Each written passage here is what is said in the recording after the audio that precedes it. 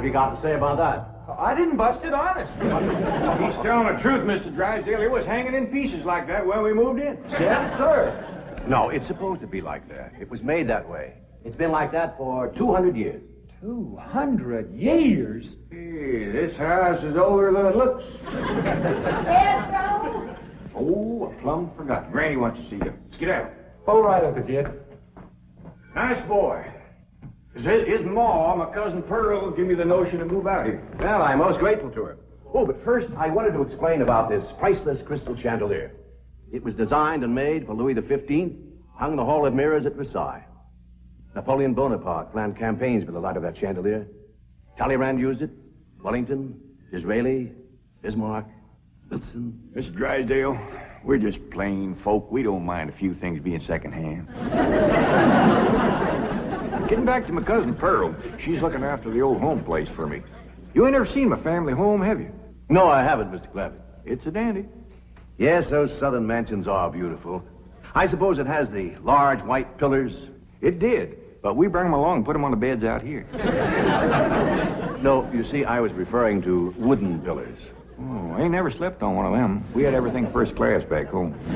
Sure hope Pearl's taking good care of that place.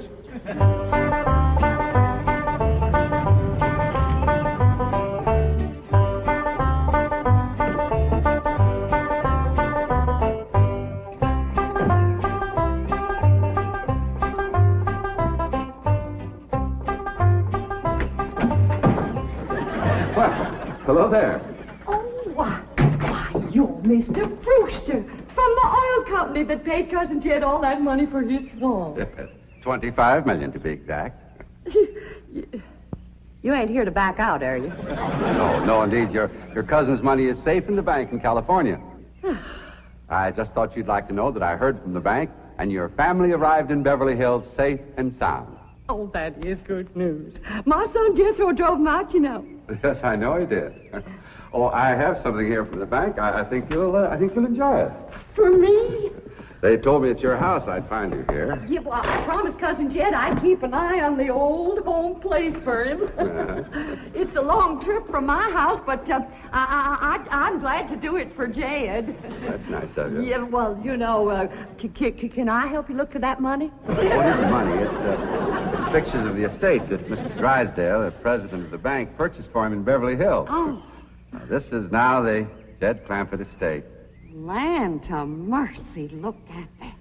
Why, it's bigger than the state capitol. It's quite a change from this place, all right. What in the world is that? Oh, that's the swimming pool. Swimming pool? Yes, quite ornate. Oh, my son Jethro's gonna like that.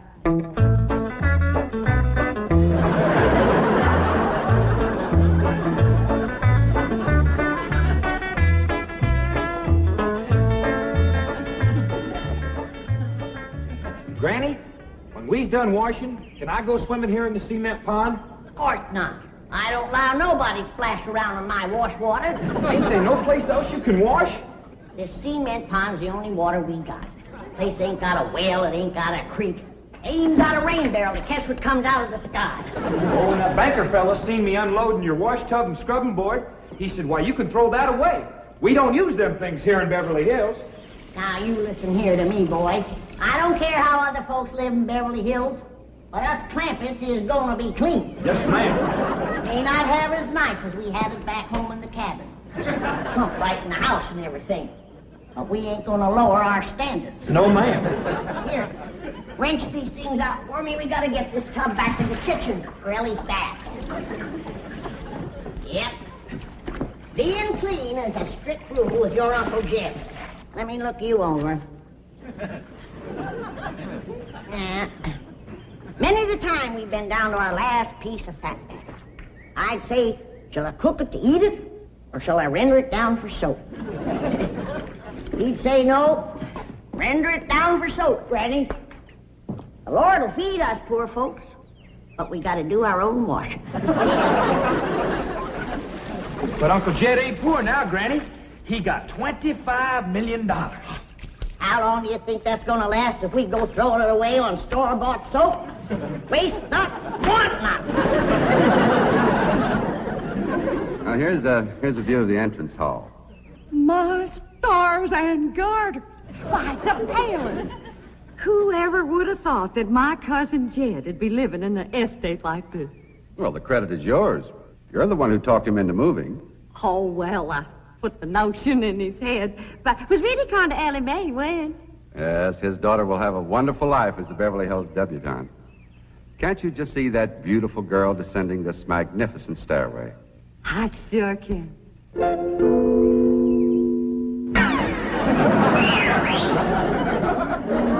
Mae, I don't reckon that's the way a young lady comes down the steps in Beverly Hills, is it, Mr. Drysdale? Oh, not as a rule, no. Oh, I can come down the other way. Watch this.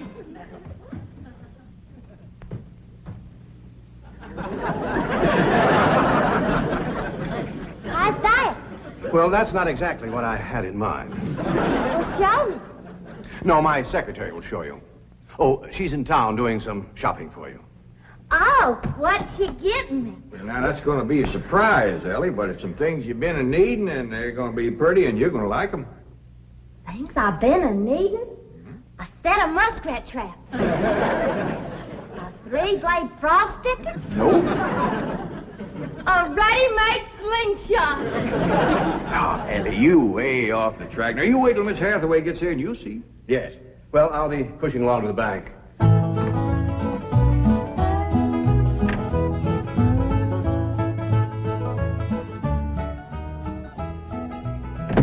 Now, don't you worry about your daughter, Mr. Clampett. When my secretary gets through with her, you'll think she's been to finishing school. I sure wish my cousin Pearl was out here, fixing Ellie up. She's a whiz at fancy sewing. Oh, is she a dressmaker? That woman can make anything. Why, she can pick up a handful of straw, and before you know it, she's made a hat. That's remarkable. So she's a milliner. Oh, she's a Clampett. Married a Bodine. I don't recall knowing the milliners. Milliners are women who make hats. That's Pearl, all right, but she's a Clampett. You talk about making hats. Pearl made herself a hat one time that was shaped just like a bird's nest. And in there on the nest was this blue jay a-setting on her eggs. Well, sir, they come from everywhere to see that hat, to study it, to see how Pearl made it so as they could copy it. Boy, there was dozens of them from all around. Hat designers? No, blue jay. Never did catch on too good with people. For a while there, Pearl couldn't hardly go out of the house without a bunch of blue jays taken out after her. Sure wish she was out here. She'd have Ellie slick as a picture in a catalog. Yep. I ought to be out there in Beverly Hills helping Cousin Jed. Well, he certainly has plenty of room for you. This mansion of his has 32 rooms and 14 baths. 14 bathrooms? Yes. A sunken marble bathtub. Oh, I can just see Ellie Mae having herself a bubble bath in there.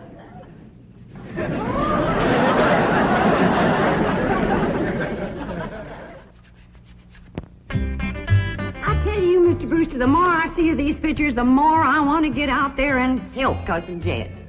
Of course, I wouldn't go without being asked. Well, naturally. But, I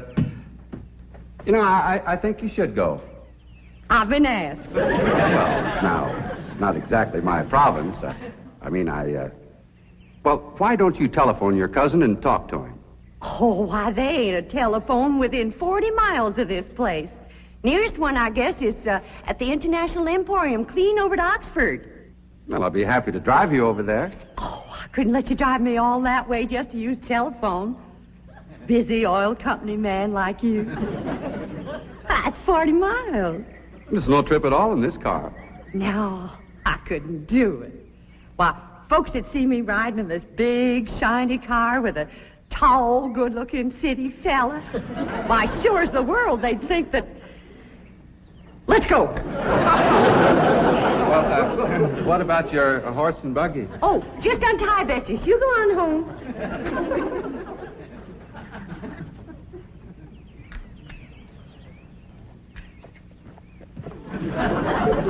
Well, Bessie's headed for home, all right. Mrs. Bodine, how long has your buggy been hitched there? About an hour, why? Why, Blue Jay built her nest on the seat, and she was sitting on her eggs. Oh, shoot. I wanted to wear that.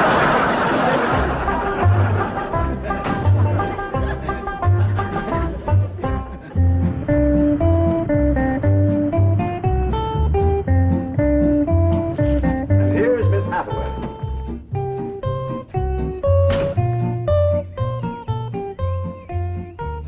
Mon capitaine, je suis retour. Fine. Ready for Ellie Mae?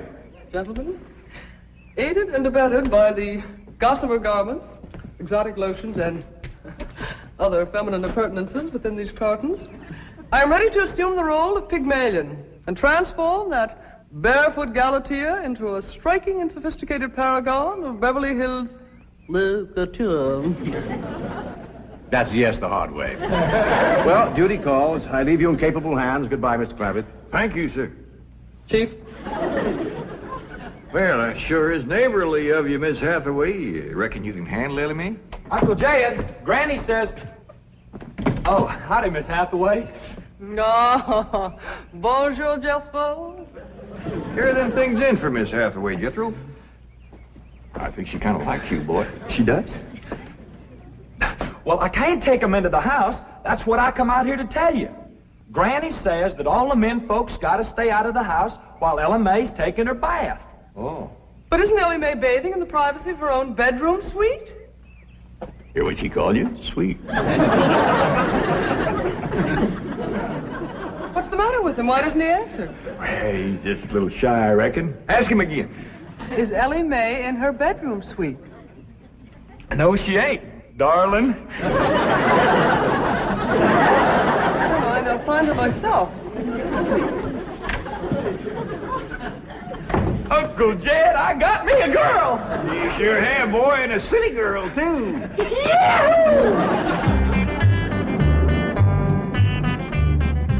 Some city girls I were about. Jesso's such a good-looking boy. Every girl in the 5th grade was after him. I hardly think anything serious can develop between boys and girls in the 5th grade. Oh, I don't know. So far this year, there's been 3 couples out of Jethro's class get married. Married? 5th grader? Parson's nearly as busy in that school as the teacher. That's amazing. Oh, I've heard of Wouldn't you know it? There's that Snoopy Alverna Bradshaw and her big mouth daughter sitting on my front porch. Oh, I could just hear the stories they'll start going around if they see me in this car here with you.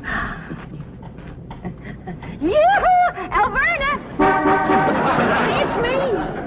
Pearl! Terrible gossip, that woman, always making trouble. She tried to talk Granny out of going to California. She ought to see Granny now. Living like a queen in that Beverly Hills mansion.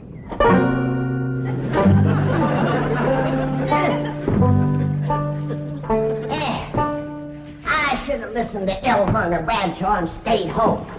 We had a pump right in the house.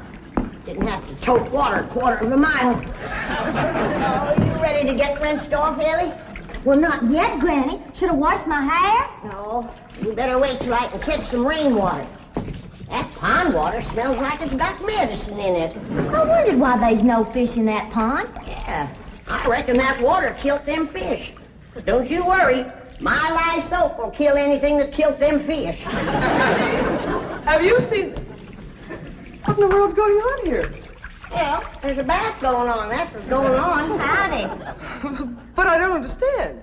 Well, then somebody ought to explain it to you, sissy woman. You see, first you heat some water. Then you put it in a great big tub like this. You put some soap in it, and then you get in it, and you start to wash, and that's what you call a bath. Granny, you don't have to do this sort of thing in Beverly Hills. Don't you listen to her, Ellie. Ain't you ever heard that saying that cleanness is next to godliness? But of course, John Wesley said that. And I bet he didn't live in Beverly Hills. Here, Ellie, dry yourself off with this nice big bath towel. Ah, my girl. I'll rinse off that old lye soap. Lye soap. Did you say lye soap? That's right. I make it myself. But that will ruin this beautiful girl's delicate skin. I've been washing with it for 72 years. Look at my skin. It's like leather. Yeah. Nice, ain't it? Granny, I hope you will forgive my momentary bewilderment at this primitive form of ablution, but please let me explain. Well, first explain what you just said. Well, Ellie Mae has a beautiful big bathtub upstairs. Upstairs. It was hard enough carrying the water in here. I ain't going to tote no water upstairs. You don't have to. There's a big, beautiful... Haven't you been upstairs? No. Jed said that probably belonged to somebody else. Ain't that right, Ellie? Yeah. Paul said he heard tell that folks sometimes live one family right on top of another. But that's only in apartment houses. This entire house belongs to you. And each one has his own individual bedroom suite. Come along and let me show you. And also the lovely things I brought from town. Yeah, you go ahead. I'll be up directly. What all did you bring from town? Everything, Ellie. Everything from chapeau to pumps. Pumps! Praise the Lord! Now I won't have to tote water. Jethro? Yeah, Uncle Jed?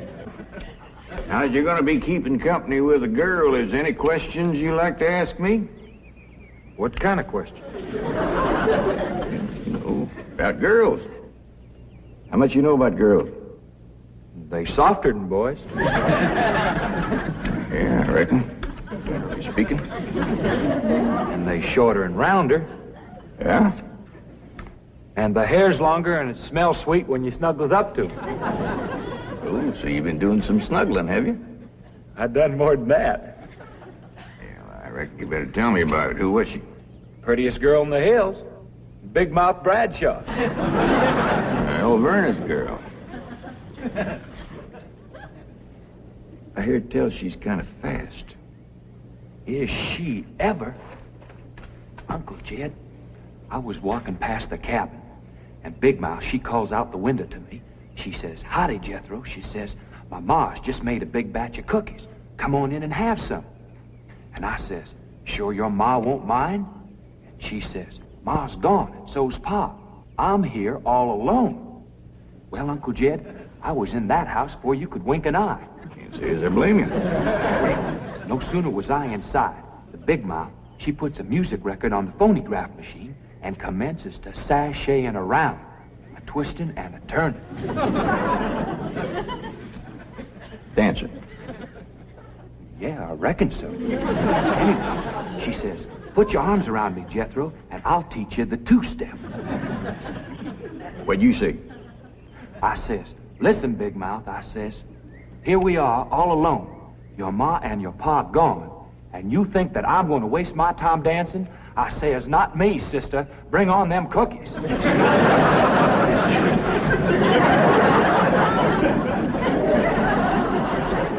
What'd she say? Well, Jed, you and Jethro can start digging the well. That city woman brought us some pumps. That's fine, Granny. We'll get right to it. What'd that Bradshaw girl say when you said bring on them cookies? well, she just held up them cookies like this here, kind of blinked her eyes at me, and said, "Jethro, which do you think it tastes sweeter, these here cookies or my lips?" Well, Uncle Jed, right then and there's when I found out she was fast. I grabbed them two cookies, and it took me 2 miles to outrun that gal.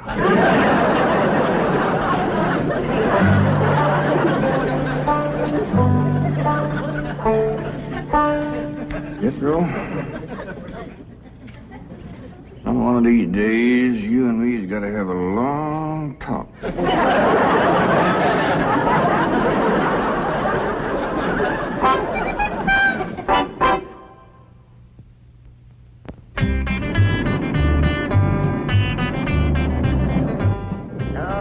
Yes.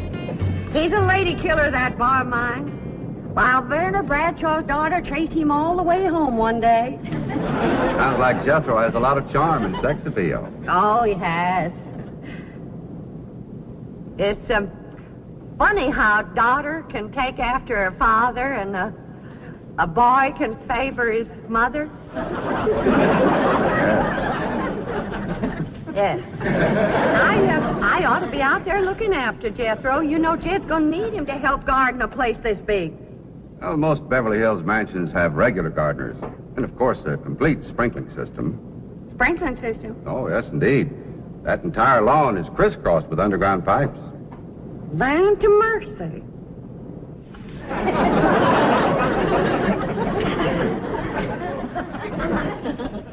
By thunder, Jethro, there's water all over this property.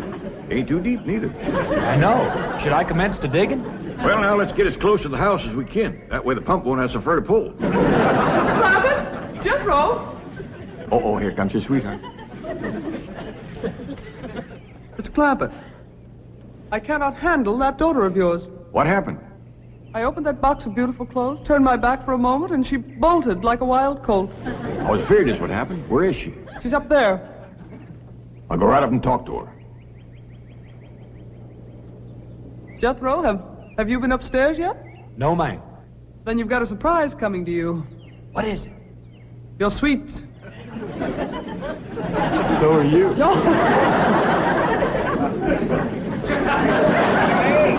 Oh, howdy, Pop. Wait. I'm ashamed of you. Running off from Miss Hathaway. I didn't run away from Miss Hathaway. What'd you climb up here for? To cut a fork for that new store-bought slingshot she brought. Did she bring you a slingshot? Fanciest thing you ever did see. Just a minute, I'll hook it up and you can see for yourself.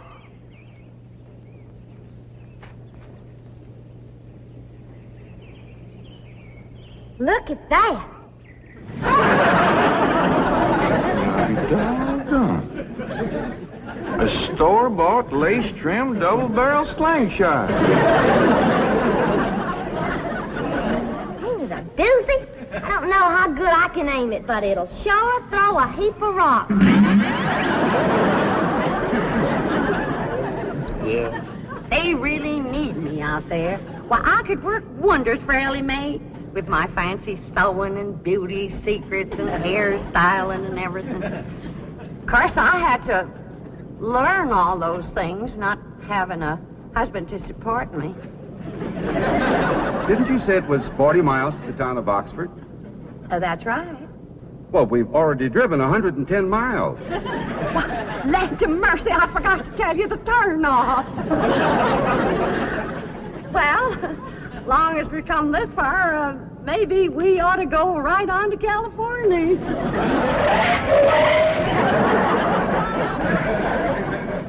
I tell you, Granny, there's so much water here, you could shoot a load of buckshot in that ground and bring up a dozen springs. I'll be right back.